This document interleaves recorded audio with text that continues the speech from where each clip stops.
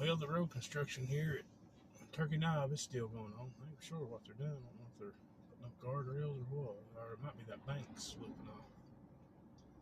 But it's still one-lane traffic right here.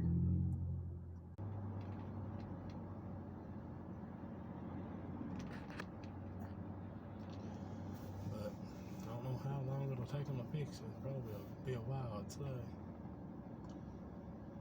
So if you're coming down this way, it could be a travel Clay City. It might be best to take the Parkway if you're in a hurry.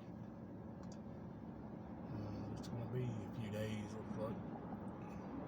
It's been here at least a couple of weeks. But until next time, this is Jamie.